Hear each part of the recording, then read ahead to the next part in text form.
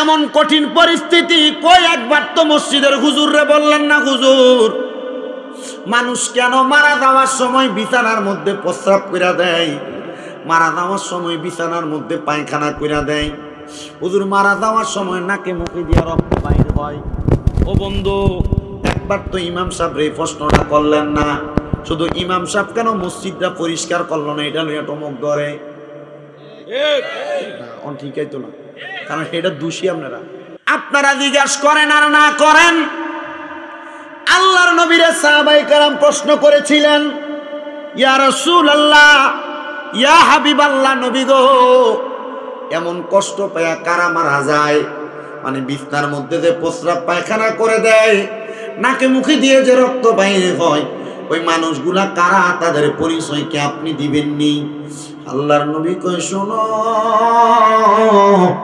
যখন আজরাইল ফেরেশতা তাদের সামনে চলে আসে, মালাকুল মাউত ওই বান্দাদের সামনে দাঁড়ায় গেলে মালাকুল মাউতের চেহারাটা দেখা বান্দা বড় আতঙ্কিত হয়ে যায়, বড় ভয় পেয়ে যায়।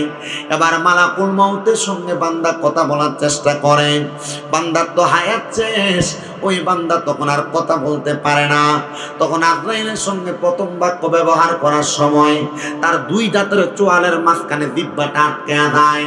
হে মুসলমান, এ রোয়াচালার যুবক, এ রোয়াচালা এলাকার মুরব্বী বাবারা, যুবক নওজোয়ান ভাইয়েরা, পর্দার অন্তরালের মা বোনেরা, দেন আপনাদের পাও আমার সামনে দেন, আমি আমার জিহ্বাটা লাগে আপনারা পাওটা পরিষ্কার করে দিব। তবু ওয়াদা করেন, এমন মরণ আল্লাহর কাছে কোনোদিন কামনা করবেন না যে আজরাইল সামনে আসলে আপনি জিহ্বায় কামড় দিয়া মারা যাবেন। আমি আপনাদেরকে বোঝানোর চেষ্টা করছি, মনোযোগ দিয়া শুনবেন মুসলমান। আজরাইল যখন সামনে আসে, কথা বলার চেষ্টা করলে দুই চোয়ালের মাঝখানে, একটা মানুষের দাঁতের মাঝখানে তার জিহ্বাটা আটকে যায়, কথা বলতে পারে না। এবার বান্দা আজরাইলকে চোখের ইশারা দিয়া বোঝানোর চেষ্টা করে। বান্দার চোখের ইশারা আজরাইলের দিকে তাকাইলে, তাকায় দেখে আজরাইলের চেহারাটা এমন ভয়ঙ্কর, বান্দা তাকাইতে তাকাইতে বান্দার চোখটা উল্টে যায়। বান্দা তখন চোখ দিয়া বুঝাইতে পারে না। এবার বান্দা আজরাইলের চেহারা দেখতে দেখতে বান্দার ডান হাত এবং বাম হাত, বাম পা, ডান পা এবং বান্দার ঘাড়ের শাহরক গুলা টাস টাস করে ছিঁড়া যায়। তখন বান্দার রক্ত আর চলাচল করতে পারে না, তখন বান্দার রক্তগুলা নাক আর মুখ দিয়ে বাইর হয়। তখন আজরাইল যখন বান্দার বুকের মধ্যে থাবা দেয়, বান্দা ওই চাপটা সহ্য করতে না পাইরা বিছানায় প্রস্রাব পায়খানা করে দেয়। কত মানুষ রোয়াচালায় মারা যায়, কত মানুষ মুরাদনগরের মারা যায়, কত মানুষ বাঙ্গরা বাজারের মারা যায়, কত মানুষ আশেপাশে এলাকায় মারা যায়। একবার তো চিন্তা করলেন না কেন মানুষটা এত কষ্ট পেয়ে মারা গেল? ও মুসলমান, ও নবীর উম্মতের দলেরা, আশিক রাসূল ভাই বাবার একটু মনোযোগ দিয়া শুনবেন। আমি আপনাদের সন্তানের মতো, আমি আপনাদের ভাইয়ের মতো, কারণ নাতিনাতপুরের মতো। একটু যদি ধৈর্যের সাথে একটা ঘন্টা সময় আমার দেন, আমি আপনাদের কুয়াশটা বোঝাইতে পারবো। আমার একটা বিশ্বাস, এই এলাকা সোনাকান্দা দরবার সহ আশেপাশে বিভিন্ন দরগা, রাজা চাবিতলা সহ বড় বড় আউলিয়া কেরামের ভক্তবিন্দুরা এখানে আছেন, অন্য অন্য আউলিয়া কেরামের ভক্তবিন্দুরা আপনারা আছেন। এবার আল্লাহর হাবিব বলে, শোনো, যখন আজরাইল বেঈমানের বুকের মধ্যে থাবা দেয়, বেঈমান বান্দাটা তখন সহ্য করতে পারে না। সাহাবায়ে কেরাম প্রশ্ন করি, ইয়া রাসূলুল্লাহ, ইয়া হাবিবাল্লাহ, নবী গো, ওই বেঈমান বান্দাটা কারা আপনার কাছে জানতে চাই। আল্লাহর নবী শিখিয়ে দেয়, 1 নাম্বার যারা বেনামাজি, 2 নাম্বার যারা হারামখোর, 3 নাম্বার যারা পরের হক মাইরা খায়। হারামখোরের মধ্যে অনেক প্রকার আছে। আপনাদের রোয়াসানা এলাকায় সুদখোর আর ঘুষখোর আসেনি? মানুষের জমি দখল করে খায় আসেনি? টাকা হাওলাত নিয়ে দেয় না এমন সিটার আসেনি? আপনাদের এলাকার মধ্যে মানুষের সঙ্গে বাজে কথা কয় এমন লোক আসেনি? জায়গার দালালি করে খায় এমন সিটার আসেনি? অভাব নাই। এই সিটার গুলারে আল্লাহ তাআলা এমন কষ্ট দিয়া মারবো। এবার চিন্তা করতেছে, ওয়াজটা মনে হয় জায়গা মতো ফিরে গেছে। কথা কন্যা আছে না নাই? এমন কোন এলাকা নাই সোনার বাংলাদেশের মধ্যে যে এলাকার মধ্যে টোকাইলে 2-1টা সুদখোর আর ঘুষখোর পাওয়া যাবে না, 2-1টা হারামখোর পাওয়া যাবে না, পরের হক মাইরা খাওয়াইন না পাওয়া যাবে না, জমি দখল করে খাওয়াইন না পাওয়া যাবে না। আল্লাহর নবী কয়, জগতের মানুষ শুনে নাও, জাবির ইবনে সামুরা রাদিয়াল্লাহু তাআলা আনহু হাদিস বর্ণনা করে, কিয়ামতের আগে এমন একটা অবস্থা হবে, আমার উম্মতের এমন একটা উম্মত বাদ থাকবে না তারা সুদের সাথে জড়িত না। নবী কি, ইয়া রাসূলুল্লাহ, কি বললেন? বলে, হ্যাঁ, ইয়া রাসূলুল্লাহ কেন সুদের সাথে তারা জড়িত না কেন? বললেন ইমানদার কি থাকবো না? আল্লাহর নবী কয় ইমানদাররা যদিও সুদ খাইতো না, তারা সুদখোরের আশেপাশে যখন ঘোরাফেরা করব, সুদখোরের গায়ের বাতাসটা তার গায়ের মধ্যে লাগবো। আল্লাহর কসম মুসলমান এমন হারামখোর সুদখোর ঘুষখোর পরের হক মাইরা খাউনের গায়ের বাতাস মুমিনের গায়ে লাগলে মুমিনের গাওটা কেমন জানি হয়ে যায়। এবার বলেন কোন হারামখোরের লগে সম্পর্ক রাখা যায়? তেরা দাওয়াত দিলে যে আপনারা আগে 1 নম্বরে দাওয়াতে যান, রোয়া সালার দাওয়াত বন্ধ আমার।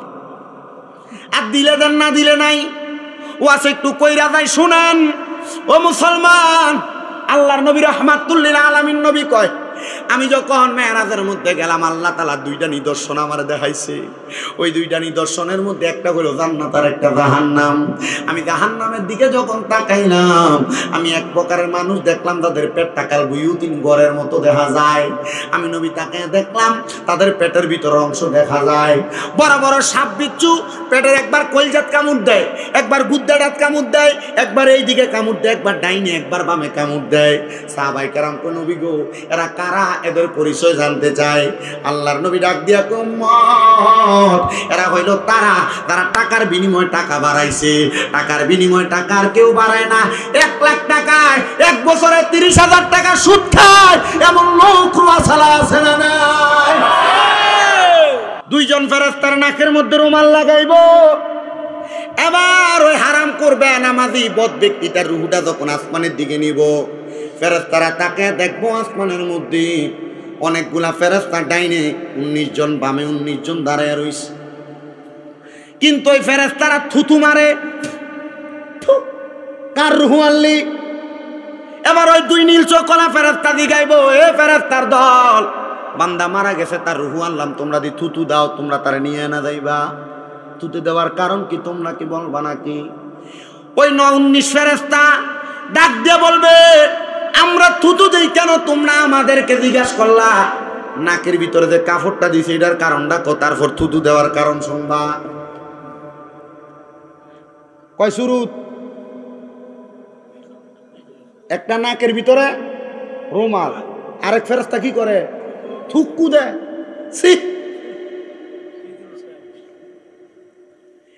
এবার ওই ফেরেশতা বলবে এই বান্দা বেনামাজি, এই বান্দা হারামখোর, এই বান্দা সুগুলখোর, পরের হক মাইরা খায়, গীবত করছে, জিনা ব্যভিচার করছে, এই জন্য বান্দার রুহুটা ফুচ্চা গেছে গা।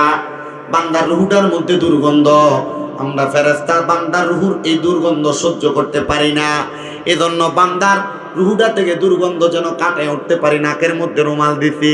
ওই ফেরেশতা কয় তোমার অবস্থা যেমন আমার অবস্থা তেমন।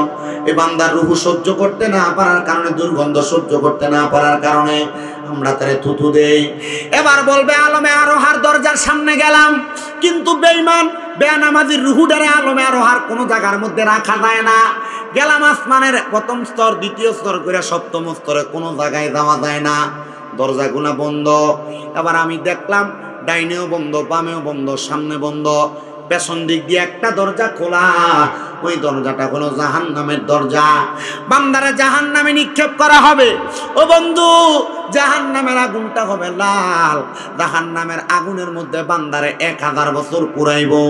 আমার আল্লাহ তাআলা জাহান্নামের আগুনের রংটা এবার বানাইবো সাদা, আর 1000 বছর জ্বালাইয়া জাহান্নামের আগুনের রংটা বানাইবো কালা। এই জাহান্নামের আগুনে পুড়তে পুড়তে বান্দা একবার পুড়বে না, বান্দা 2 বার পুড়বে না, বারবার বান্দারে জাহান্নামের আগুনের মধ্যে পুরাইয়া এবার যখন বান্দা অনেক পুড়তে পুড়তে 3000 বছর পূর্ব, বান্দা ফেরেশতাদেরকে বলবে হে ফেরেশতা একটু পানির ব্যবস্থা নি করা যাবে, আমি বড় পিপাসার্থ 3000 বছর পুরার কারণে।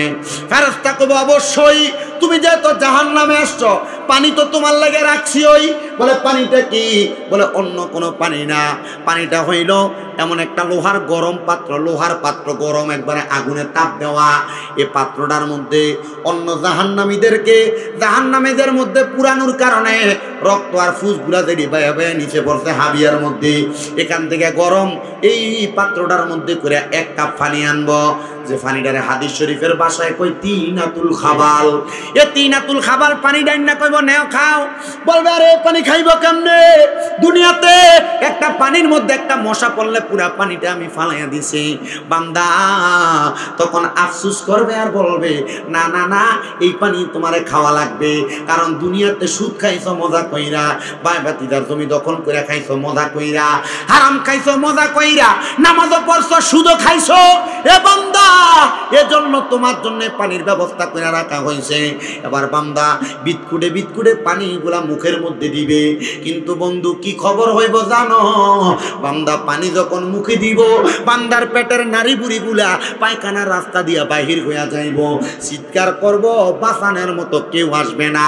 আরে সুদ খাইয়া ফুলারে বড় ডাক্তার বানাইলা, পোলারে তুমি বিদেশ পাঠাইলা সুদের টাকা দিয়া, পোলারে তুমি মানুষের মতো মানুষ বানানোর চেষ্টা করলা, ওই ফুতে তুমি আব্বারে বাঁচাইতো না, যে স্ত্রীরে দামি স্বর্ণ গয়না কিনা দেওয়ার লাগে সুদের টাকা করলা, ব্যাংকে এফডিআর করলা, ব্যাংকে ডিপিএস এর নাম দিয়া সুদের টাকা খাইলা, আল্লাহর কসম তোমার ওই বউ তোমার কবরে বাঁচাইতো না। এবার বলে এই আল্লাহ তাআলার আযাব থেকে বাঁচার জন্য আমাদের সবাইকে হারাম খাওয়া ছাড়ার দরকার আছে না? না, সুদ নাম নাই এফডিআর, সুদ নাম নাই ডিপিএস, মুনাফা ব্যাংকের হিসাবের কথা বলি, ইন্টারেস্ট। বলি বাবা শুনেন, এই হাদিস কইলে ব্যাংকে যারা চাকরি করে হেতারও ধরা, ব্যাংকে যারা চাকরি করে তারাও ধরা। আল্লাহর নবী কয় শোনো দুনিয়ার মানুষ, আমি নবী 4 প্রকারের ব্যক্তির অভিশাপ দিলাম, আল্লাহর লানত দিলাম। ইয়া রাসূলুল্লাহ, আপনারা যারা এনে আছেন আপনাদের চাইতে বেশি ওই রোয়াশালা দক্ষিণ পাড়া ইন্ডিয়া কটা ফুলাইন খেলতেছে। বাবা তোমরা মনোযোগ দিয়ে খেলো, আলহামদুলিল্লাহ খেলাধুলা বালা জিনিস, তবে ব্যাটটা দিয়ে বাড়ি দেওয়ার সময় শামীম রাজাদের কথাগুলো শুনে একটু মনোযোগ দিয়ে শূন্য, কারণ দরকার আছে। কারণ যারা যুবক মানুষ তারা যদি এখন হেদায়েত না করা যায়, আপনারা যারা মুরব্বী আছেন বয়স তো শেষের পথে, কয়দিন পরে মারা যাইবেন, এরা ঠিক হইলে সমাজ ঠিক হইব। এবার বলেন আমরা সমাজের যুবকদেরকেও ঠিক করার দরকার আছে না? না, এমন কারবার করে তো যেই ব্যক্তি সুদের টাকার কাগজ ডালে, আল্লাহর নবী কয় যিনি কাতেব, ওই লেহুন্না বেড়া খাউন্না দিয়ে খাইয়া লাভ হইব, ওই ব্যক্তি যে আযাবে জ্বলব, লেহুন্না বেড়া সিম আযাবের মধ্যে জ্বলব। এবার এলাকার বালা ব্যক্তি যেটা নামাজি মানুষ, ভদ্র মানুষ, তারে কয় কাকা তে আমার কাছ থেকে 1 লাখ টাকা নিবা, আপনি একটু সাক্ষীটা হইয়া যান। আল্লাহর নবীকে এমন সাক্ষী দ্বারা হইব জাহান্নামের আগুনে তারানেও সমানভাবে ফুরাইব। সাবধান হও মুসলমান, কবরের কঠিন আযাব থেকে বাঁচার জন্য, আল্লাহ তাআলার কঠিন আযাব থেকে বাঁচার জন্য তোমরা এখন থেকে সাবধান হয়ে যাও। এবার মুমিনের ইন্তেকাল, আমি 10টা নেয়ামতের কথা বলছি, 5 নাম্বার ঈমানের সাথে মৃত্যুবরণ, আমি সেই কথার মধ্যে ছিলাম রে বাবারা। এবার আসেন আল্লাহ তাআলা আজ 6 নাম্বার কি নিয়ামত দান করব। মুমিন বান্দা যদি হয় ইন্তেকাল করবে, যখন ইন্তেকাল করার সময় দুনিয়ার বান্দা যারা বেঈমান, যারা হারামখোর, যারা পরের হক মেরে খাইছে, তারা তো বিস্তার মধ্যে প্রস্রাব পায়খানা কইরা দিয়ে ইন্তেকাল করছে। কিন্তু যেই ব্যক্তি ঈমানদার, আজরাইল যখন তার সামনে আইব, আজরাইল তার সামনে আসার আগে আর 2টা ফেরেশতা ঈমানদারের সামনে আইব, মুমিনের সামনে আইব। এ দাড়ি পাকা বয়স্ক বাবারা, আমার যুবক নওজোয়ান ভাইরা, পর্দার অন্তরালের মা বোনেরা, ওই 2টা ফেরেশতা যখন সামনে আইব, একটা ফেরেশতার হাতের মধ্যে মেশকো আম্বরের আতরের একটা বোতল থাকবো, আর একটা ফেরেশতার হাতের মধ্যে জান্নাতের একটা আপেল থাকবো। ওই মেশকো আম্বরের আতরটা লইয়া ফেরেশতাটা নাকের কাছে লাগিয়ে দিব গো। বান্দা সুগান পাইয়া যখন ঘুমায়া যাইব, এবার বান্দা অল্প কিছুক্ষণের মধ্যে আজরাইল তার সামনে, আজরাইল আইসা বান্দার বুকের মধ্যে হাত দিব, কিন্তু বুকের মধ্য থেকে 2টা ফেরেশতা উত্তর দিবে আজরাইল এই বুক দিয়ে রূহ কবজ করতে পারবা না। বলে কেন কেন কেন? বান্দা এই বুকের মধ্যে আল্লাহ নবীর ভালোবাসা ধারণ কইরা নামাজের তালিম নিছে, জিকিরের তালিম নিছে, ভালো কাজের তালিম নিছে, নেওয়ার কারণে আমরা 2জন ফেরেশতা বান্দার বুকটারে পাহারা দেই। এই জন্য বান্দার বুকে দিয়া কষ্ট দিয়া বান্দার রূহ নেওয়া যাবে না। আহারে বান্দা রূহ কবজ করার সময় এমন চিৎকার দেয়, আল্লাহর নবী কয় 2 প্রকারের ব্যক্তি ছাড়া, মাখলুকাত ছাড়া সবাই তার চিৎকার চিৎকার শুনতে পায়, মানুষ আর জিন জাতি শুনতে পায় না। আর কুকুর বিড়াল এলাকার মুরগিগুলা পর্যন্ত মৃত্যু ব্যক্তির ইন্তেকালের সময় চিৎকারের আওয়াজ শুনতে পায়। এবার বান্দার বুক দিয়ে যখন রূহ যাবে না, বান্দার মুখের মধ্যে আক্রমণ করা হবে, ওই বান্দার মুখের মধ্য থেকে দুইজন ফেরেশতা আওয়াজ দিবে, বান্দা 5 ওয়াক্ত নামাজ আদায় করার জন্য সুবহান রাব্বিয়াল আলা, সুবহান রাব্বিয়াল আলা, সুবহান রাব্বিয়াল আলা বলে শর্ত দিছে। বান্দা 5 ওয়াক্ত নামাজের আগে ওযু বানাইছে, এ ফেরেশতা আজরাইল আপনি বান্দার মুখ দিয়ে রূহ কবজ করতে পারবেন না। এবার আজরাইল বান্দার ডান দিকে আক্রমণ করবে। ডান দিকে আক্রমণ করলে ডান দিক থেকে জবাব আসবে, আমরা হইলাম মৃত্যু ব্যক্তির দান সদকা, আমরার কাছ দিয়ে তোমরা কোনোদিন রূহ কবজ করতে পারবা না। বান্দার বাম দিকে আবার আজরাইল ফেরেশতা যখন আক্রমণ চালাইবো, বাম দিক থেকে আওয়াজ আসবে, আমরা হইলাম বান্দার মা বাবার খেদমত, বান্দার বাম দিক দিয়ে তুমি আক্রমণ চালায় মারতে পারবা না। এবার আজরাইল ফেরেশতা আল্লাহ তাআলার কাছে ফিরে যায়, আর আমার আল্লাহ তাআলার কাছে জানায়াতে, আল্লাহ বান্দার রূহ তো কোনো দিক দিয়ে কবজ করা যায় না। আজরাইল রে আমার আল্লাহ জবাব দেয়, এ আজরাইল বান্দা ইন্তেকাল করবে, বান্দা তো মুমিন, বান্দার নামাজ তোমারে বাধা দেয়, বান্দার দান সদকা বাধা দেয়, মা বাবার খেদমত বাধা দেয়, বান্দা ইন্তেকাল করার আগে কলমা পড়া মরবো, কালেমা পড়া মরবো, এজন্য বান্দার রূহটা বাইর হয় না। এবার যেই দুই ফেরেশতা বান্দার মাথার কাছে আর নাকের ডগায়, ওই দুই ফেরেশতা মেশকম্বরের আতরটা আবার যখন দিব বান্দার ঘুম ভাঙ্গা যাইব।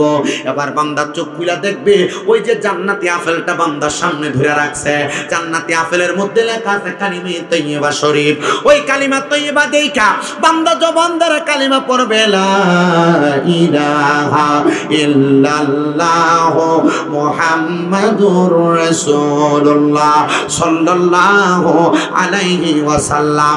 রোয়াসালার মানুষ আপনারা বলেন নবীজি যেই কালেমা, ওই কালেমা পড়লে কি গুনাহ হয়? সওয়াব হয়। আল্লাহর নবী কয় বিকাউলি লা ইলাহা ইল্লাল্লাহ মুহাম্মাদুর রাসূলুল্লাহ ফাদাখালাল জান্নাহ, তারা জবান দিয়া কালিমা তয়্যিবা পড়ছে তারা জান্নাতে যাইব। ও বন্ধুগো বন্ধুগো বন্ধুগো, তাহলে আপনারা আস্তে কেন কালেমা পড়লেন? মুহাব্বতের আওয়াজে সবাই আমার সাথে পড়েন, লা ইলাহা ইল্লাল্লাহ ও মুহাম্মাদুর সাল্লাল্লাহু আলাইহি ওয়াসাল্লাম। বান্দা কালিমা পড়ছে, বান্দা কালিমাটা পড়া বান্দার মুখ দিয়ে যে নিঃশ্বাস বাইর হবে, আল্লাহ আদেশ দিবে আজরাইল তাড়াতাড়ি বান্দার রূহটা কবজ করো। আজরাইল ফেরেশতা বান্দার রূহটা তখন কবজ করে নিয়ে যাবে। এবার বান্দা টের পাবে না। এর মধ্যে আজরাইল যখন ওই বান্দার রূহটা নিয়ে যাবে আসমানের দিকে, বান্দার রূহটা আজরাইলের হাতের মধ্যে থাকবে না। বাইন মাছ ধরলে বাইন মাছ যেমন ভাবে স্লিপ করে করে ফিরা জায়গা, আজরাইলের হাতের মধ্যে ইমানদার মুমিনের রূহটা থাকবে না, এমন ভাবে পুইরা যাওয়ার চেষ্টা করবে। আজরাইল বলবে, আল্লাহ কার রূহ কবজ করলাম? বান্দার রূহ তো আমি আজরাইলের হাতের মধ্যে থাকে না। আজরাইল আমার আল্লাহ বলবে, জান্নাতের মধ্যে যাইয়া 1 নাম্বার তুমি একটা ফিদ্দাত মানে একটা রূপার পেয়ালা আনো, রূপার পেয়ালার মধ্যে বান্দার রূহটা তুমি রাখো, কিন্তু রূপার পেয়ালার মধ্যে বান্দার রূহটা থাকবে না। পানি যেমন ভাবে একটা ট্যাপ সাইরা দিলে উতরে উতরে উপর দিয়া পইরা যায়, বান্দা তখন তোমার রূহটা তেমন ভাবে রূপার পেয়ালা থেকে পড়ে যাবে। এবার বলবে, যাও যাও যাও, বান্দার রূহটা এবার স্বর্ণের একটা পেয়ালার মধ্যে রাখো। স্বর্ণের পেয়ালায় থাকবে না, যতক্ষণ স্বর্ণ রূপার পেয়ালার মধ্যে বান্দার রূহটাকে আদান প্রদান করা হবে, ততক্ষণে বান্দার জানাজা শেষ, কাফন শেষ, দাফন শেষ। এবার বান্দার এই রূহটা নিয়ে কি করবে? আলমে আরোহার মধ্যেও তো রাখবে না। এবার আল্লাহ বলবে, এ আজরাইল যেহেতু বান্দার রূহ কোনো জায়গার মধ্যে রাখা যায় না, আমি আল্লাহ ঘোষণা দিয়েছিলাম, ওয়ালা তাকুলু লিমান ইউকতালু ফি সাবিলিল্লাহি আমওয়াত বাল আহইয়াউ ওয়ালাকিন লা তাশউরুন। যারা আমি আল্লাহর রাস্তায় চলে আসে, ঈমান নিয়ে আসে, এরা মৃত না, আমি আল্লাহ কইছি এরা জিন্দা। যাও যাও যাও, কোন জায়গায় যেহেতু বান্দার রূহটা থাকে না, বান্দার রূহটা আবার বান্দারে দিয়া দাও। সোনাকান্দার মরহুম পীর সাহেব হুজুর উনি মরছে না রে, মরছে না, ওনাদের রূহ আবার ওনাদেরকে দেওয়া হয়েছে। দিছে কে? আর জোরে বলেন, দিছে কে?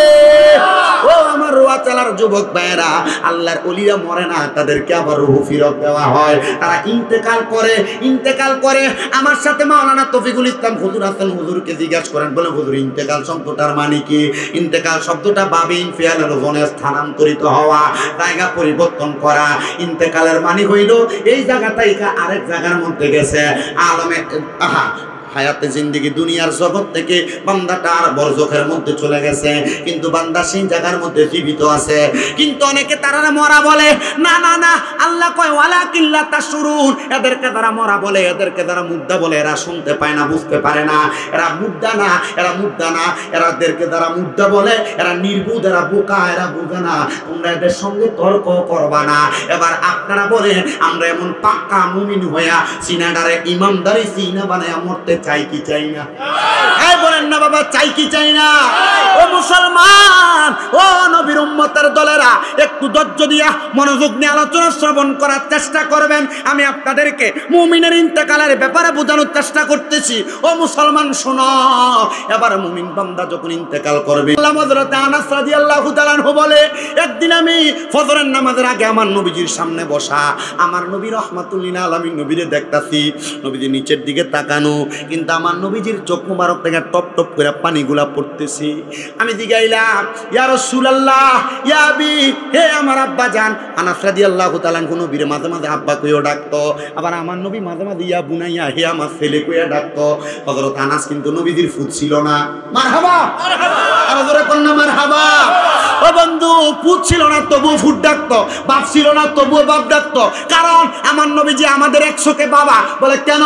নবীদের স্ত্রী উম্মুল মুমিনিন, মুমিনের মা। তো যদি নবীর বউ যদি আমার মা হয়, নবী তো আমার আব্বা, এটা আমরা বিশ্বাস রাখি, অন্তরে ধারণা রাখি। বলে কেন? কারণ আমার নবীজিরে উম্মুল মুমিনিন, নবীর স্ত্রীরে মা বানায়, নবীর আব্বা বানায়, এটা বুঝাইছে না যে নবী আমার বাবা, এটা দিয়া বুঝাইছে নবী আমার অভিভাবক। কেমন অভিভাবক? আমার নবী কয়, কবর, হাসর, মিজান, ফুলসেরাত, কোন জায়গায় আমি নবীর উম্মত যদি আটকে যায়, আমি নবী ওই উম্মতরে ছাড়া জান্নাতে যাইতাম না, যাইতাম না। ধরে কোন সুবহানাল্লাহ। ওই কবরে, হাসরে, ফুলসেরাতে কোনো আপন হবে না, যেজন তোমার আপন হবে সেই তো মদিনা, যেজন তোমার আপন হবে সেই তো মদিনা।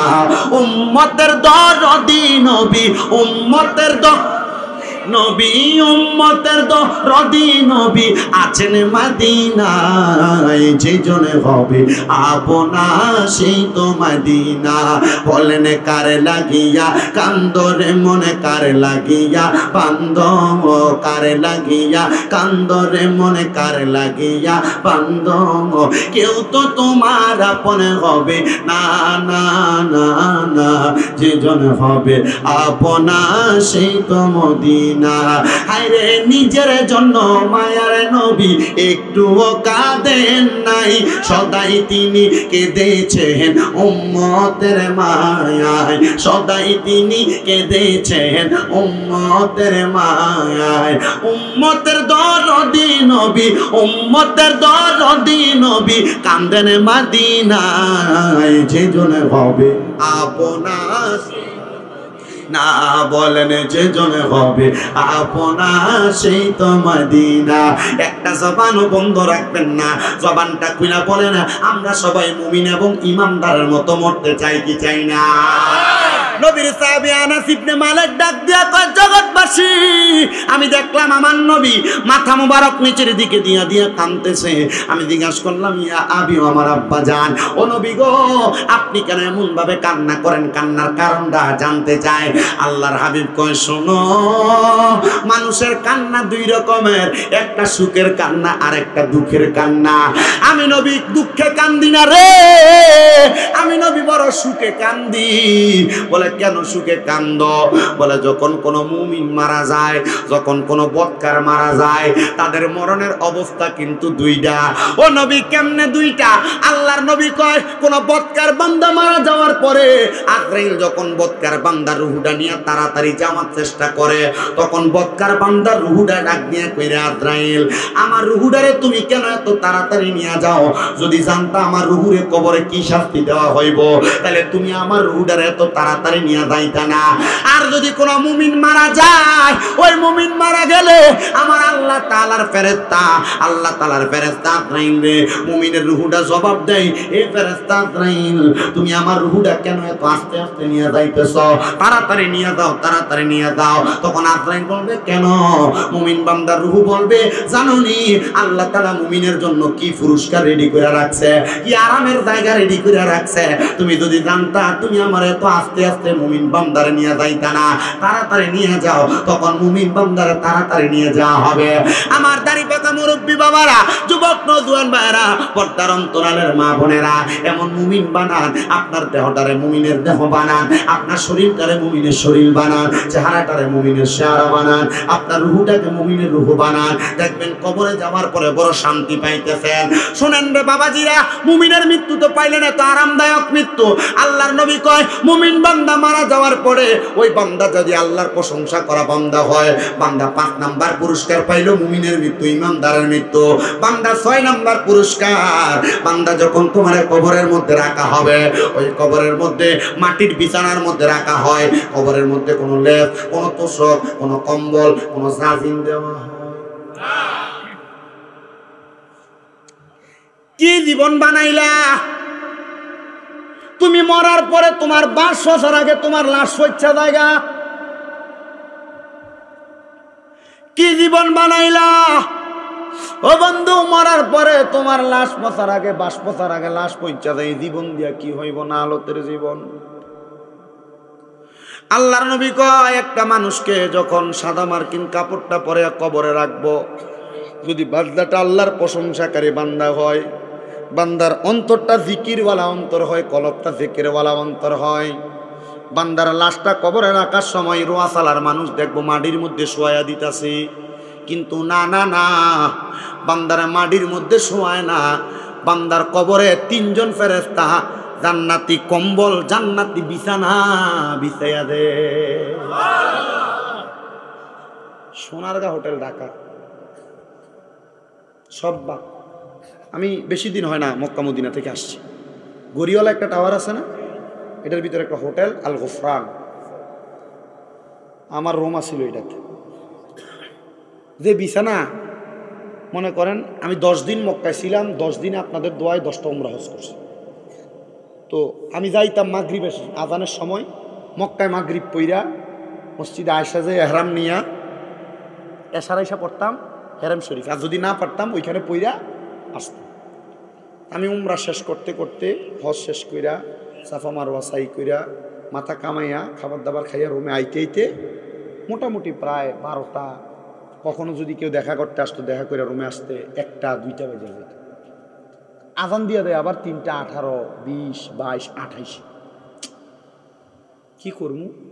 তো যাই এখন বিছানার ভিতরে আমরা পড়ি না, এখন তুই বিছানা এটা এত উঁচা, এটা ডাবদে ডাবদে এনেছিলি নরম আর কি, আর কি মানে মজা।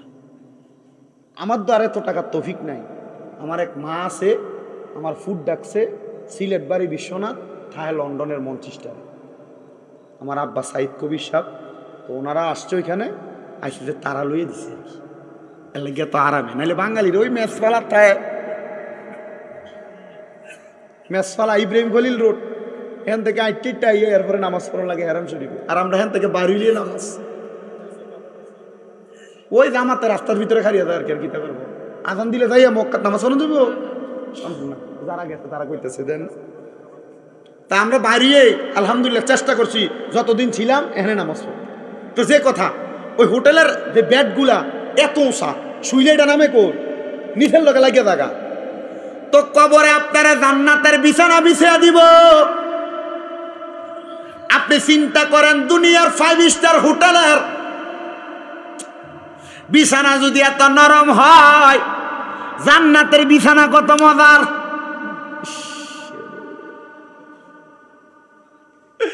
আজকে রোয়াসালার মানুষ, ও মধ্যপাড়ার মানুষ, ও দক্ষিণ পাড়া, উত্তর পাড়া, আশেপাশে এলাকার মানুষ শুনান, শামীম রাজা ছোট মানুষ, 2-1টা কথা আমি আপনাদের হেদায়েতের উদ্দেশ্যে বইলা দিয়া যাই। আমি এই কথাটা আপনাদের জন্য এই জন্য নিতেছি, যেন আপনারা আপনাদের জীবনটারে মুমিন ইমানদারের দৌলত দিয়ে আপনি ধনী বানাইতে পারেন। কেন কেন কুমিল্লা শহরের কোম্পানিগঞ্জের বাজারের বাটা দোকানে গেলে জুতার গ্যারান্টি আছে 3 মাস, কিন্তু আপনার ইমানের গ্যারান্টি আপনার কাছে 3টা সেকেন্ডও নাই। যদি ইমানের গ্যারান্টি 3টা সেকেন্ডের বেশি থাকতো তাহলে আপনি বান্দা কোনোদিন নামাজ ছাড়তেন না, বান্দা বদ পথে যাইতেন না, খারাপ পথে যাইতেন না। আল্লাহ আমাদেরকে ইমানের দৌলতে ধনী হওয়ার তৌফিক দান করুন। জোরে কম, আরো জোরে। মুসলমান, ওই কবরে বিছানাটা কিসের বিছানা? জান্নাতের বিছানা। এবার ওই কবরের মধ্যে আপনারা রাখবো বিসমিল্লাহি ওয়া আলা মিল্লাতে ইল্লাল্লাহ। কি ও রাসূলুল্লাহ, রসুল না ময়রা ফচ্চা গইল্লা মদিনা ছুঁয়ে রইছে। তাহলে যদিও নবী মদিনায় বিসমিল্লাহি ওয়া আলা মিল্লাতে রাসূলিল্লাহ বইলা নবীর কাছে দিছ, তার মানে কবরে নবী আইব। আর জোরে কনমিয়া সুবহানাল্লাহ। ওরে আম পাতায় জাম পাতায় কত পানি পড়ে, শেষ বিদায়ের গোসল দিব বরুই পাতার জলে। ওরে সেই দিন কিন্তু নূরের নবী আইব রে কন্যা, সেই দিন কিন্তু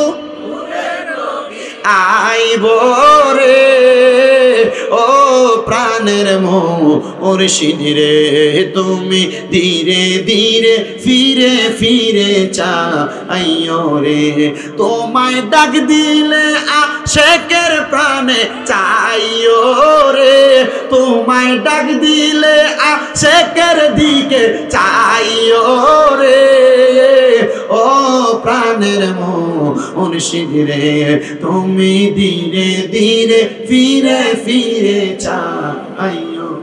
আরে আমার বিয়ার যাত্রী আমি 4 জনারে দেখি, ওরে আন্দার ঘরে নামাই দিয়া দিব আমায় ফাঁকি। বুঝিনি কোন 4 জন? ওই লাস্টিতে কান্দে লেবে 4টা। ওরে আমার বিয়ার যাত্রী আমি 4 জনারে দেখি, আন্দার ঘরে শোয়াই দিয়া দিব আমায় ফাঁকি। আইরে সেই কবরে মায়ার নবী আইব রে কন্যা, সেই মায়ার নবী আইব রে। ও প্রাণের মুর্শিদ রে, তুমি ধীরে ধীরে ফিরে ফিরে চাইও রে। ওই কবরে নামাইব বিসমিল্লাহি ওয়া আলা মিল্লাতে রাসূলিল্লাহ। ওই কবরে নবীর মিল্লাতে যখন আপনারে আমারে দেওয়া হইব, ওই কবরের মধ্যে দিয়ে আপনার কবরের উপরে বাঁশগুলা দিব, বাঁশের চাটাইগুলা দিব, চাটাইগুলা দিয়া আপনার কবরের উপরে মাটি দিব। মিনহা খলাকনাকুম ওয়া ফিহা নুঈদুকুম ওয়া মিনহা নুখরিজুকুম তারাতান উখরা। ও বন্ধু, কত আলেম উলামারা এই আয়াতের তাফসীর করে। আল্লাহ মাটি দিয়ে আমরারে বানাইছে, মাটি থেকে আবার আমরারে ঢুকাইবো মাটিতে, আবার মাটি থেকে বাইর হইব। জিগান তৌফিক হুজুর রে, হুজুর এই আয়াতের কোন জায়গার ভিতরে মাটির আরবি শব্দটা আসেনি। অন্ধকারে কেমনে থাকবা? আল্লাহর নবী কয় যদি মুমিন হয় 5 ওয়াক্ত নামাজের ওযু বানাই, ওযু বানাই রে। হে যুবক শোনো, হায়রে আমার পর্দার অন্তরালের মা বোনেরা শোনো, বান্দা কবরে যাইবা, তোমার কবরে কোনো আলো নাই বাতাস নাই, কিন্তু যদি মুমিন হও তোমার কবরের মধ্যে 2 জন ফেরেশতা মুনকার আর নকির যখন আইব, মুনকার নকির আইসা দেখবো ওই কবরের মধ্যে নূরের আলো ফক ফক করে জ্বলতেছে। এবার ওই ফেরেশতারা জিগাইব, আল্লাহ সব বান্দার কবর তো অন্ধকার, এই বান্দার কবর কেন এত আলোকিত দেখা যায়? তখন বলবে বান্দা 5 ওয়াক্ত নামাজের ওযুর কারণে বান্দার চেহারার মধ্যে এমন একটা নূরের আলো, ওই আলো দিয়ে বান্দার অন্ধকার কবর আলো হয়ে গেছে। তোমার কবর তুমি আলোকিত বানাইবা, তোমার কবর তুমি অন্ধকার বানাইবা, সিদ্ধান্ত তোমার, বইলা দেওয়ার দায়িত্ব আমার। আমি আমার পর্দার অন্তরালের মা বোনদের কাছে বলবো, ওয়াজটা কিন্তু কিছুক্ষণ পরে আপনার উপরে পড়ব, সাবধানতা, একটু সুন্দর করে বসেন, না জানি ওয়াজটা আপনারা কোন মায়ের গায়ে পড়ে যায়। আপনারা যারা এখানে বসছেন আপনাদের গায়ে ওয়াজটা পড়ব, শুধু একটু মনোযোগ দিয়ে বসবেন। বলে হুজুর আপনার গায়ে পড়লে আমরা বৈশা লাভ হইব কি, আমরা জায়গা না না না, যদি হেদায়েত হইতে চান, এই দিন সিরাতুল মুস্তাকিম পথটা পাইতে চান, ওয়াজটা শুনেন, ওয়াজটা দিয়ে আপনার কি লাভ হয় একটু জানার চেষ্টা করেন। এবার এই কবরের মধ্যে মুমিন যদি হয়, আল্লাহর প্রশংসাকারী বান্দা যদি হয়, কবরের মধ্যে সুন্দর আলো হইয়া যাইব বান্দার চেহারার মুখ দ্বারা। এবার কবরে ফেরেশতা আইব 5টা, 2টা মুনকার আর কবরের মধ্যে 2 ফেরেশতা মুনকার নাকির। ওই মুনকার নাকির এবার কবরে যে আমরারে প্রশ্ন করে, মান রব্বুকা ও মান দীনুকা ও মান নাবিয়ুকা করেনি, কিন্তু মুমিন বান্দারা কবরের ভিতরে তো প্রশ্নই করতো না। হ্যাঁ, কি মুমিনের প্রশ্ন করতো না? তাহলে প্রশ্ন কার লাগা? আর প্রশ্নের উত্তর মুমিনের লাগা না তো। প্রশ্ন করবে না কেন? কারণ বান্দার চেহারার মধ্যে তার নামাজের ছাপ থাকবে, বান্দার চেহারা বান্দার দেহের মধ্যে তার মুমিনত্বের ছাপ থাকবে। তখন ফেরেশতা বান্দার ঈমানদারির চেহারা দেখা বান্দা বলবে আর হিসাবের দরকার নাই, সামনের দিকে যাও, জবানটা খুইলা ধরে ধরে কোন সুবহানাল্লাহ। বন্ধু আমার, আবার অন্য বর্ণনায় দেখলাম কবরে প্রশ্ন মান রব্বুকা, বান্দার মুখ থেকে আওয়াজ আসবে, বান্দা বলবে রব্বি আল্লাহ। আরেক বর্ণনায় দেখলাম প্রশ্ন করবে ওমান দিনুকা, বলে আমার সুরত দেখো, আমার দিনের সুরত আছে।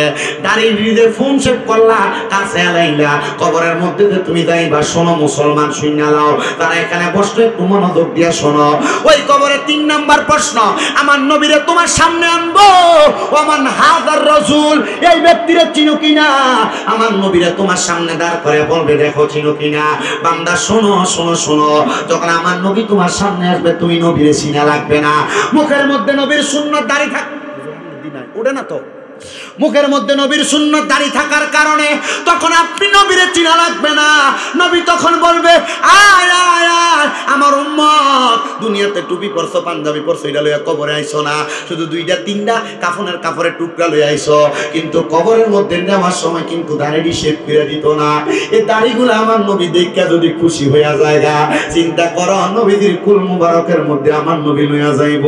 আর নবী যদি কবরে আপনার দাড়িগুলা ফোন শেভ করা দেখে, নবী যদি কয় আমি তোরে চিনি না, উপায় নাই, নবী যদি কয় আমি তোরে চিনি না, উপায় নাই।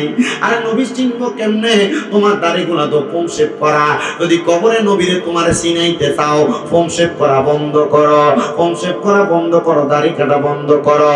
আপনারা মনে করেন, চিন্তা করেন, অনেক কয় হুজুর দাড়ি রাখতাম, বলতো মানা করে, বয়স তো বেশি হয়েছে না, মাত্র একটার বাপ কিল লেগে দাড়ি রাখো। বাবা শোনো শোনো শোনো, তোমার বউ কিন্তু তোমার একটা নেক আমল দিয়া তোমার বাঁচাইতো না। আল্লাহর হস্তে মাপ চাই, মাপ চাই, মাপ চাই। এখন থেকে দাড়িগুলা রাখার চেষ্টা করো। যদি তোমার বউ তোমার শালীরা ফেতায়, হ্যাঁ দাড়িতে রাখছো, দাড়ি রাখার কারণে তোমার বুড়া বেড়া লাগে, বউরে কইবা বুড়া লাগুক অসুবিধা নাই, তবে আমার কবরের মধ্যে আল্লাহ তাআলা আমারে 18 বছরের জওয়ান বানিয়ে দিব। এবার তুমি চিন্তা করো, আমারে কি কবরের জগতে ভালো চাও না দুনিয়ার জগতে? তখন বউ অটোমেটিক কইব তোমার কবরের জগতে ভালো চাই। অনেক যুবক পোলাপান দাড়ি রাখতে চায় না, কয় হুজুর দাড়ি রাখলে সুন্দর মাইয়া বিয়ে করা যাবে না। আপনারা কোন এই কথাটা আসলে সত্য না মিথ্যা? সত্য না মিথ্যা? আপনার লজিকও ঠিক আছে, 2টা ক্ষেত্রে, একটা সত্য একটা মিথ্যা। এই কথাটা সত্য, আপনারা কোনো কষ্ট করেননি। আমি কিন্তু প্রশ্ন উল্টাপাল্টা করি, মাঝে মাঝে 2-1টা কথা লড়সড় করি, যেন আপনাদের মনোযোগটা ঠিক থাকে। আপনার মনে আল্লাহর রাস্তে আমার কাছে বেশি ভালো লাগতেছে কেন জানেন? টুপিটা কোন জায়গায়? ওই যে টুপিটা কোন জায়গায়? ওই কাশিমপুরে তরিকতপন্থী অনেকে আছে এখানে, আর বিশেষ করে অনেক জায়গায় মাহফিলে খোলা ফাইন সুইটকা মুটকা করে থাকে। কিন্তু আজকে আপনারা যারা আছেন মোটামুটি বয়স্ক, এর লাগে আল্লাহর কসম আমি ওয়াজ আর অন্যদিকে নিতেছি না, আজকে ওয়াজটা করতেছি বুঝের ওয়াজ। আপনার কি কষ্ট হইতেছে? ওয়াজ বুঝে আইতেছে মনে হইতেছে, ওয়াজ কাজে লাগবো মনে হইতেছে। অনেক যুবকেরা বিয়ে করার জন্য চিন্তা করে আমার কোনো মাইয়া পছন্দ করতো না, এজন্য আমি দাড়ি রাখি না। এ যুবক শোনো, তোমাদের উদ্দেশ্য আমি ওয়াজ করে দিয়া যায়। শোনো, যদি কোনো মাইয়া তোমার দাড়ির কারণে অপছন্দ করে, মনে করবা তুমি একটা নির্লজ্জ বেহায়া মাইয়া থেকে বাইচে গেছো। বলো হুজুর কেন? কারণ ওই মাইয়া চিন্তা করে জামাই যদি দাড়ি থাকে, এ জামাইরে লইয়া বাঞ্ছারামপুরের ওয়াই ব্রিজে ফটফটি খাইবার লেগে যাওয়া যাইতো না, এ জামাইরে লইয়া কোম্পানিগঞ্জে মুরাদনগরে মার্কেট করা যাইতো না, এ জামাইরে লইয়া ঠিক আছে নি শিকাল যেমন যাইতো না। কিটা নবাব কোন এটা ম্যাডাম নতুন হয়েছে নাকি? না অনেকদিন মোটামুটি ঢুকি না তো আপনারা মাইয়া চিন্তা করে দাড়িওয়ালা পোলারে লইয়া বেহায়াপনা করা যাবে না। এবার আপনারা বলেন যে মাইয়া শটফুটি ফুচকা খাইবার লাগে বেফর্দা ভাবে বাঞ্ছারামপুরের ওয়াই ব্রিজে যায়, অনেক বিভিন্ন জায়গায় যায়, এবার কোন যে মাইয়া এমন বেফর্দা ভাবে ঘুরতেছে এটা কি আসলে বালা মাইয়া না খারাপ? তাহলে বুঝা লইবেন নবীর সুন্নত দাড়ি রাখার কারণে একটা ফুন্ডা ফেন্না মাইয়া থেকে বাচ্চা গেছেন গা। আর দাড়িওয়ালা ফুলার ওই মাইয়া বিয়া করব যে মাইয়া আল্লাহর নবীর সুন্নতরে পছন্দ করব। এ যুবক, এ মুরব্বী বাবাজিরা, আমার যুবক নওজোয়ান ভাইয়েরা, ওয়াজটা আপনাদের হেদায়েতের উদ্দেশ্যে আপনারা চেষ্টা করেন এই ওয়াজটা কাজে লাগানোর জন্য। তাহলে 8 নাম্বার যেটা বললাম, আল্লাহর নবীজি আপনি চিনা লাগবে না, নবী আপনারে চিনবে। সুবহানাল্লাহ, আরো জোরে কোন সুবহানাল্লাহ। ওই কবরে আরো 2টা জায়গা আছে, একটা জায়গার নাম হলো ফুলসেরাত। বান্দা, যদি তুমি আল্লাহর প্রশংসাকারী বান্দা হও, ও বান্দা তুমি যখন কবরের মধ্যে যাইবা, অন্ধকার কবরের মধ্যে যাওয়ার পরে তোমার সামনে ফুলসেরাত হাজির হয়ে যাবে। কেমন হবে শোনো, একটা চুলের 70 ভাগ করলে যত চিকন, ফুলসেরাতের রাস্তাটা তত চিকন, তরবারির চাইতে আরো মারাত্মক ধারালো। তখন বান্দা ফুলসেরাতের সামনে যে কান্না করবে, এ বান্দা মুমিন হওয়ার কারণে কান্না করবা না। বান্দা বিসমিল্লাহ বলে তুমি কদম রাখো, আলহামদুলিল্লাহ বইলা চোখটা খোলো। বান্দা তুমি চোখটা খুলতে দেরি দেখবা তুমি আলহামদুলিল্লাহ বলার কারণে তুমি ফুলসেরাত পার হয়ে গেছো। কিন্তু যারা বেঈমান বেআমল, এরা কবরের মধ্যে সব জায়গায় লাঞ্ছিত হবে। ফুলসেরাতের দড়িটা চিরে এরা যখন জাহান্নামের আগুনে পড়বে হাবিয়া, ডাইরেক্ট কোন মারাত্মক জাহান্নামের মধ্যে ঢুকে দেওয়া হবে।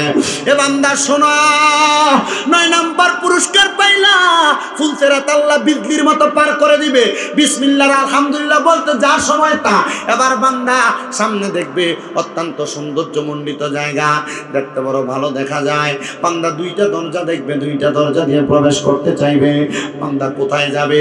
তখন বান্দাকে এক প্রকারের ফেরেশতা আহলান ওয়া সাহলান মারহাবান দুয়ুফুর রহমান বইলা ডাকবে, এ আল্লাহর বান্দা, আল্লাহর মেহমান, আয় আমরার কাছে আয়। ওই বান্দাগুলার কেউ না, জান্নাতের গেটে যে ফেরেশতার নাম হলো রেদওয়ান ফেরেশতা, ওই ফেরেশতা সহ আর 19 জন ফেরেশতা জান্নাতের গেট থেকে ডাকবো, আয় আয় আয় আয় বান্দা জান্নাতের মধ্যে প্রবেশ কর। তখন বান্দা জান্নাতের মধ্যে প্রবেশ করবে, 10টা পুরস্কার পাওয়া যাবে। ওই বান্দার কেউ না, ওই বান্দা আল্লাহর প্রশংসাকারী বান্দা। জোরে বলেন কার প্রশংসা? আল্লাহ। আরো জোরে বলেন কার প্রশংসা? এবার আমি আপনাদেরকে নবীর আরেকটা হাদিস শরীফ শোনাই। তো মুমিন বান্দার কথাগুলা বললাম, মুমিন বান্দার ইন্তেকালের কথা বললাম, আল্লাহর প্রশংসাকারী বান্দার কথা বললাম। হযরত আব্দুল্লাহ ইবনে আব্বাস রাদিয়াল্লাহু তাআলা হাদিস বর্ণনা করে, যারা উমরা হজ করছেন, বড় হজ করছেন, আপনারা অনেকে তায়েফের ময়দানে গেছেন। তায়েফে ঢুকার সাথে সাথে একটা দরজা আছে, যে দরজার নাম বাবে আব্দুল্লাহ ইবনে আব্বাস। হযরত আব্দুল্লাহ ইবনে আব্বাস রাদিয়াল্লাহু তাআলা নামে একটা সুন্দর দরজা, মানে একটা গেট করে রাখছে। এটার পাশে আব্দুল্লাহ ইবনে আব্বাস রাদিয়াল্লাহু তাআলার মাকবারা, এটার পাশে আব্দুল্লাহ ইবনে আব্বাস রাদিয়াল্লাহু তাআলা নামের একটা মসজিদ, যেখানের মধ্যে কোরআন হাদিস চর্চা করা হয়। ওই আব্দুল্লাহ ইবনে আব্বাস রাদিয়াল্লাহু তাআলা হাদিসটা বর্ণনা করে, তাফসীর ইবনে আব্বাসের মধ্যে সেই হাদিসটা বর্ণনা করে রাখছে। আপনারা শুনেন, আব্দুল্লাহ ইবনে আব্বাস কয়, আমি আমার নবীরে জিজ্ঞাসা করলাম, ইয়া রাসূলুল্লাহ, আল্লাহর প্রশংসা করা হয় কিভাবে? আল্লাহর প্রশংসা করা হয় কোন ভাবে? আল্লাহর নবী কয়, 1 নাম্বার, কেউ যদি শিরিক না করে তাহলে ওই বান্দা সবচাইতে বেশি আল্লাহর প্রশংসা করা বান্দা। আমরা সমাজে অনেকটা দেখা যায়, যারা এই জায়গায় ওই জায়গায় মাথা ঠেকায়া দেয়, কপাল ঠেকায়া দেয়। ও বন্ধু, না না না, এমন শিরিক কর্মকাণ্ড যারা করে তাদের সঙ্গে সম্পর্ক রাখা যাবে না, তাদের সঙ্গে মিলামিশা করা যাবে না, এদের থেকে দূরে থাকা লাগবে। এরা আর কেউ না, এদেরকে দেখবেন পিছন দিয়ে উরুস মুবারক নাম দিয়ে ব্যানার লাগায়া এরা বেডি দিয়া গান বাজনা করে বাউল গান করায়। এমন বিয়াক্কল মার্কা মুসলমান বাংলা সমাজের মধ্যে আছে না নাই? যারা পিছন দিয়া নাম দেয় উরুস মুবারক, পিছন দিয়ে উরুস মুবারক নাম দিয়া বাউল গান করে, বাউল শিল্পী দিয়া গান গাওয়ায়, মহিলা দিয়া গান গাওয়ায়, এরা মুসলমান না, এরা মুসলমান না, এরা লেবাসুল মুমিনিন কুলুবুল কাফিরিন। এরা ইসলামের নাম দিয়া ইসলাম দ্বারা ফানিক ডুবাইতে চায় রুয়া চালার মানুষ আজকে থেকে বইলা দিয়া যায়, যাদেরকে দেখবে এমন উরুস মুবারকের নাম দিয়া সমাজের মধ্যে গান বাজনা করতেছে, নাচানাচি করতেছে, এদেরকে বয়কট করবা, বয়কট করবা, বয়কট করবা। কারণ হইল কোরআন সুন্নাহ এদেরকে সাপোর্ট করে না।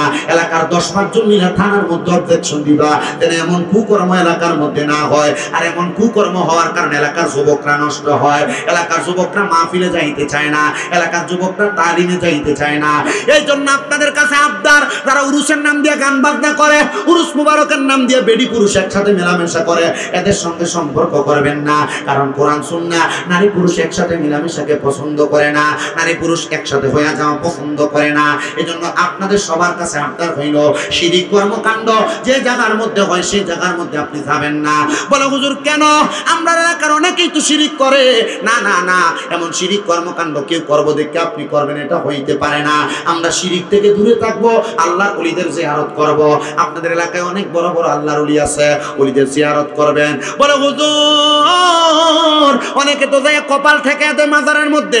না না না, আহলে সুন্নাত ওয়াল জামাতের আকীদা হইল, আহলে সুন্নাত ওয়াল জামাতের মানুষ তারা কোনোদিন সিজদা করে না। তারা সিজদা করে, তারা মুশরিক, তারা কাফের, তারা বেঈমান। এদের সাথে সুন্নিদের কোনো সম্পর্ক বলেন, কোনো সম্পর্ক নাই। এদের সাথে কোনো মেলামেশা করবেন না। জিয়ারত করবেন, জিয়ারত করলে কবরের কথা মনে হয়, মরণের কথা মনে হয়। আল্লাহ তাআলা এমন জিয়ারত করার আমাদেরকে তৌফিক দান করুন। সবাই জোরে জোরে পড়েন আমিন। বাবারা আমার শুনে নেন মনোযোগ দিয়ে। আল্লাহ নবী 1 নাম্বার বললেন, যদি আল্লাহ শুকরিয়া করতে চাও তাহলে 1 নাম্বার কি করা যাবে না? কি করা যাবে না? সব মাফ করবো সবে বরাতের রাইতে। এই শিরিকের গুনাহ আল্লাহ ছাড়া কাউকে সিজদা দেওয়া, এটা একটু বুঝা রেখে। আমি একদিন এক মাজারে যাওয়াতে দেখছি এক বেড়া সিজদা দেয়। আমার প্রশ্ন জাগলো, বেড়া যেহেতু সিজদা দিছে তার একটু জিগাইতে কি লেগে সিজদা দিল। কারণ আমি তো জানি আল্লাহ ছাড়া কাউরে সিজদা দেওয়া যায় না, হারাম। দেখলাম ভাই সিজদা দিয়েছেন কি রে? হুজুর আমার আগে আরেকজন সিজদা দিছে।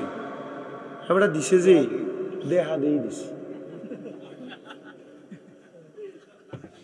কেমনে দিছে? তা আমি কইলাম এবারে যদি দেহা দিয়ে দেওয়ার কারণে দুদকে আমনো যাইবেন তো দিলেন কিল্লে যা হুজুর দিছে দেখ কেন দিছি? আমি কই আর দিছে দেখা দেন যাইতো না। এবার বুঝা শূন্য দেখা শোনা করা লাগবো, দেখে কিছু করা যাবে না। মাজারে যাইবেন, আল্লাহর ওলি জিয়ারত করবেন, লাভ আছে, আসেনি? তবে কি করা যাইতো না? সিজদা দেওয়া যাইতো না। আহলে সুন্নাত ওয়াল জামাতের বড় একজন আলেম সুন্দর ফতোয়া দিছে, তোমরা আবার চাইও আবার সুমা দেয় না, অনেকে সুমা দিও না। হুজুর কি লেগে? কয় তোমার চেহারা পাপি, মুখ পাপি, তোমার শরীরটা পাপি, এখানে যিনি আছে তিনি তো পবিত্র, তো ফাঁপি জায়গাটা কেন পবিত্র জায়গা লাগাস? বুঝাইছে কেন? উনি এই ফতুয়া দেওয়ার কারণ ওনাকে জিজ্ঞাসা করা হয়েছে। উনি বলছে কেউ যদি সুমা দেয় আর কোনো গায়রে আলেম যদি দেখে, এমনে করবো সুমা দিছে না, কি করছে? সুমাটারে বুঝবো কি? সিজদা। এই জন্য তুমি কারোর সামনে এই কাণ্ড কইরো যেন এটা কুফুরির শামিল না হয়, মানুষ না বুঝে। কথা বুঝতে পারছে? কিন্তু হাদিস শরীফে এমনও কথা আছে, আম্মা আব্বার কদমে চুমা দেওয়া, হাদিস শরীফের কথা, কদমে চুমা দিলে জান্নাতের চৌকাঠে চুমা দেওয়া সওয়াব পাওয়া যায়। তবে মানুষের সামনে দিও না, দিলে মনে করবো সিজদা দিছো, এই জন্য গোপনে গোপনে দিবে। আর মিয়া আমি আমার আম্মা আব্বার ফায়ে চুমা দেওয়ানোর কারণে আমি বক্তা। কুমিল্লা আলিয়ায় কামিল প্রথম বর্ষে পড়ি, কুমিল্লা ইউনিভার্সিটিতে বাংলা অনার্স ফাইনাল ইয়ার। আলহামদুলিল্লাহ আপনাদের দোয়ার বরকতে এলেমের জোরে কথা বলতে পারি না। ওই ওয়াজে শুনছি আম্মা আব্বার কদমে চুমা দিলে দাম বেড়া যায়। আম্মা আব্বা ঘুমাইয়া ছিল, চুমা দিয়ে দিছে, ওই ক্লাস 5-এ থাকতে। এখনো মাঝে মাঝে দেই। একদিন আমার আব্বা যেদিন প্রথম চুমা দেই সজাগ অবস্থায়, বাথরুম থেকে বাইর হয়েছে নি, গোসল কইরা দেখলাম যে খুব ক্লিয়ার। তাই চুমা দানে কইসা ফোলা কিটা করে, কইসা ফোলা কি করে? আমার এক ভিডিও বানা ছিল, এতে কয় আমনে এটা করে না, কেমন লাগে না? আপনারা সবাই এত চুমা দেয়, আপনার লোক মুসাফা করে, কোলাকুলি করে, আপনারে সম্মান করে, আপনি দিয়ে চুমা দেন। আমি কইলাম আমারে সবাই সম্মান করে, আদর যত্ন করে, আমি এনে করি নাকি? তা কই না। কয়টা বাজে? বেশি হয়ে গেছে।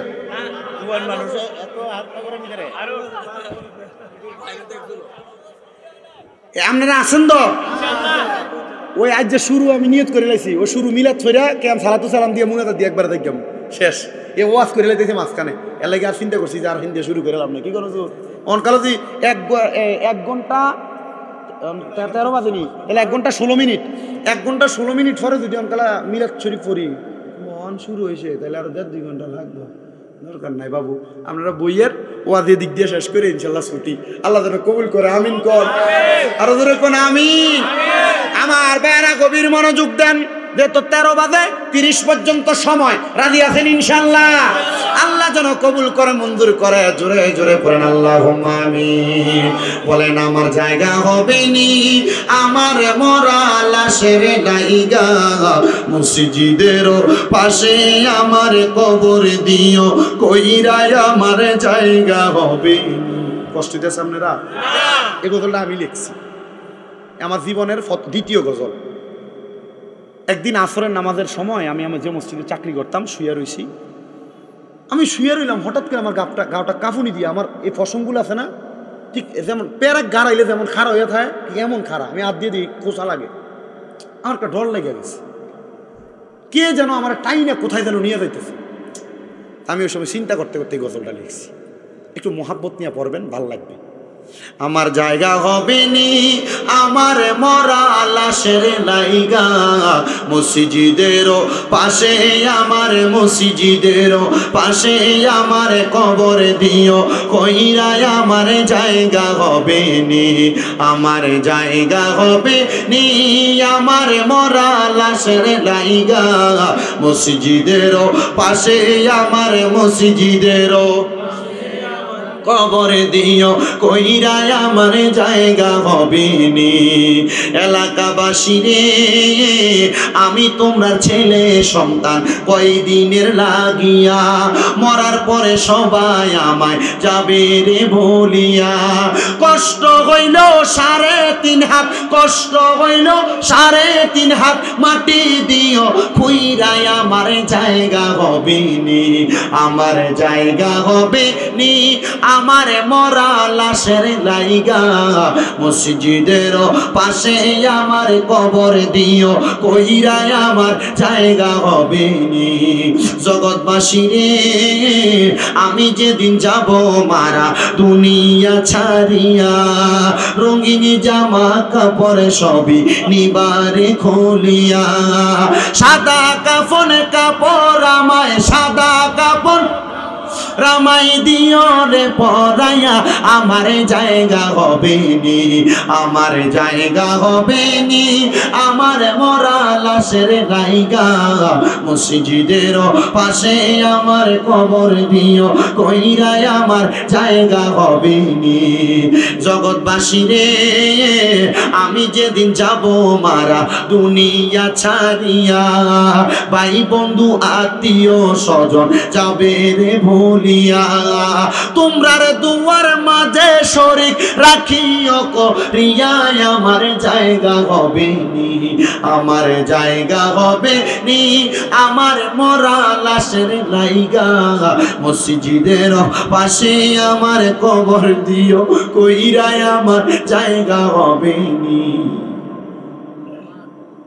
মুসলমান রে,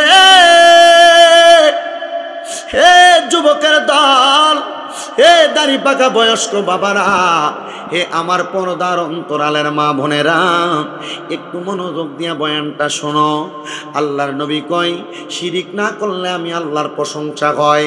2 নাম্বার, কেউ যদি আমি আল্লাহরে পাওয়ার জন্য সেজদার মধ্যে মাথাটা অবনত কইরা দেয়, ওই বান্দা সবচাইতে বেশি আমি আল্লাহর প্রশংসা করে।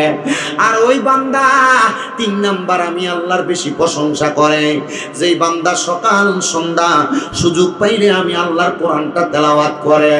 হে আমার দাড়ি পাকা মুরব্বী বাবারা, যুবক নওজোয়ান ভাইরা, ছোট্ট ছোট্ট মাসুম বাচ্চারা, পর্দার অন্তরালের মধ্যে আছো আমার মা বোনেরা, তোমরা কোরআন তেলাওয়াত করো না, অলসতা করো, মাপ চাই গো মা, মাপ চাই রে মুরব্বী বাবারা, যুবক নওজোয়ান ভাইয়েরা।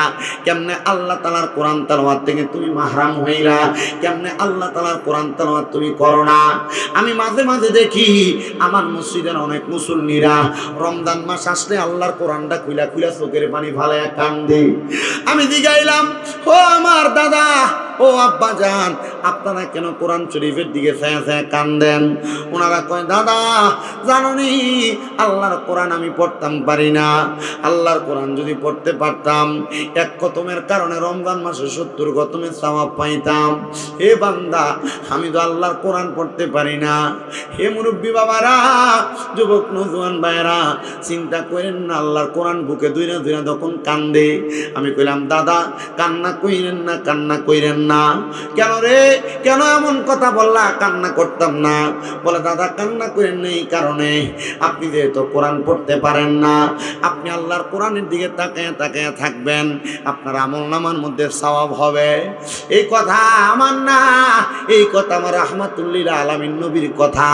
নবীজি শুধু এই কথা বললেন না, নবী যখন বলছে কোরআনের দিকে তাকাইলেও সওয়াব হবে, এমন টাইমে নবীর যুদ্ধের মধ্যে আহত হওয়া একজন সাহাবী হাতটা তুলছে, ফিদা কাবি ওয়া উম্মি ইয়া রাসূলুল্লাহ, আমার মা বাবা আপনার কদমের মধ্যে কুরবান হোক ইয়া রাসূলুল্লাহ। নবী গো, আমি তো দুইটা চোখ দিয়া দেখি না, আমিও কি আল্লাহ তাআলার কোরআন দেখতে সওয়াব পামু কেমনে? আমার নবী কয়, শোনো, আল্লাহ তাআলার কোরআন যদি না দেখো, আল্লাহ তাআলার কোরআনের মুহাব্বত, আল্লাহ তাআলার কোরআনের ভালোবাসা অন্তরে ধারণ করবা, দেখবা তোমার সিনাটা কোরআনের নূর দ্বারা ভরপুর হয়ে গেছে। আমার আল্লাহ তাআলা মরার পরে তোমারে জান্নাত দান করে দিছে, আমার আল্লাহ তাআলা মরার পরে তোমারে নাজাত দিয়া দিছে। এ বন্ধু শুনো রে, শুনো, তোমাদের কাছে আমি আবদার জানিয়ে দেই, যদি সুযোগ পাও আল্লাহ তাআলার কোরআনটা বেশি বেশি তেলাওয়াত করবা। এ বাবা, আল্লাহর কোরআন তেলাওয়াতের বরকতে আমার আল্লাহ তাআলা অসংখ্য পরিমাণ বরকত দান করে, অসংখ্য পরিমাণ নিয়ামত দান করে, অসংখ্য পরিমাণ আল্লাহ তাআলা ফজিলত দান করে। শোনা